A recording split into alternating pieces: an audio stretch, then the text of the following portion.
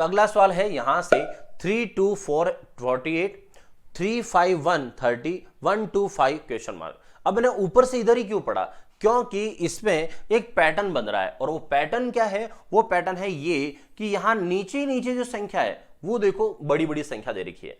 इसका मतलब नीचे नीचे संख्या अगर बड़ी बड़ी है तो इसका मतलब फिक्स है फिर कि ऊपर से इन संख्याओं का इससे कोई न कोई कनेक्शन बनेगा।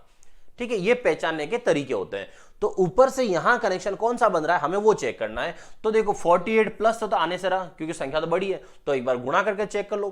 तो 3 × 2 3 × 2 6 6 × 4 24, यहां कितना लिखा है 48। बात समझ में आ गई होगी। गुणा करने से हम 24 तक पहुंच गए, लिखा 48 है, इसका मतलब क्या हुआ 24 का डबल लिखा है।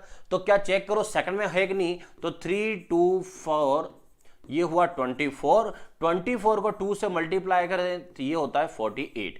अब सेकंड में ऐसा है या नहीं है, तो 3 × 5 और इसका मल्टीप्लाई करें 1 से, 3 × 5 15, 15 का 1 से 15 15, और 15 को गुणा करें 2 से, तो 15 × 2 कितना हुआ 30। सेकंड में 30 लिखा हुआ है, इसका मतलब परफेक्ट नियम बैठ गया हमारा।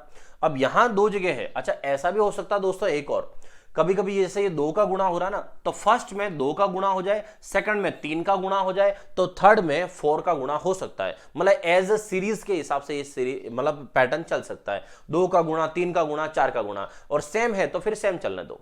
तो ये पैटर्न है इसके। अब देखो लास्ट वाला 1 × 2 × 5, तो 1 × 2 2, 2 × 5 कितना हुआ 10, और 10 को हम गुणा करेंगे किससे 2 से, तो 10 × 2, 10 × 2 कितना हो गया 20। मतलब इस सवाल का जो आंसर है वो आंसर यहां पर क्या आ जाएगा 20 आ जाएगा।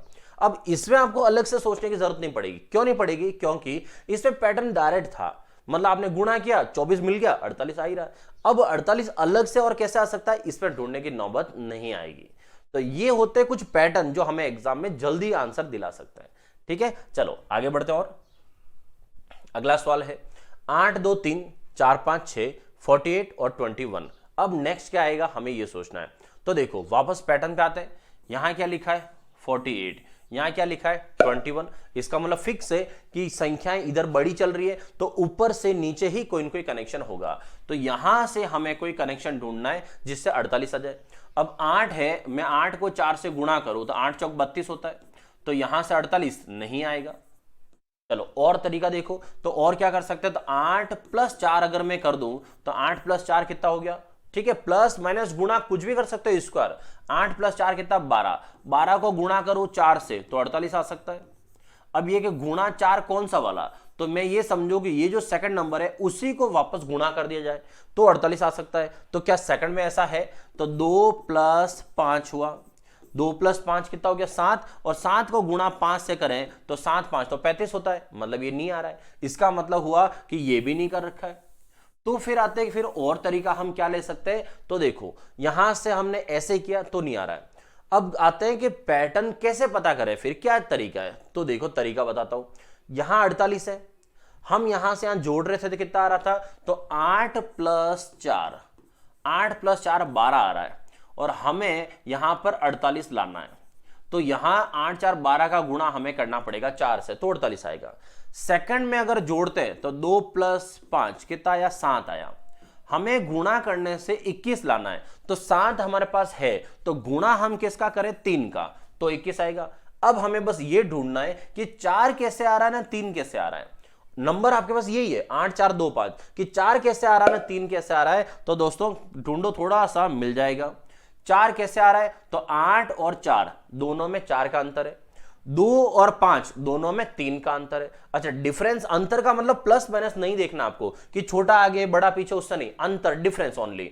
तो 2 और 5 में 3 का अंतर हो रहा है, 8 और 4 में 4 का अंतर हो रहा है। इसका मतलब दोनों जगह अंतर बैठ रहा है। तो ये जो सवाल बनाया गया है उस सवाल में क्या किया गया है कि पहले तो दोनों नंबर जो है उनको प्लस कर लो, और बाद में दोनों नंबर जो है उनका डिफरेंस ले लो। मतलब बड़े में से छोटा नंबर घटा दो, तो बड़े में से छोटा नंबर घटा दो ऐसे।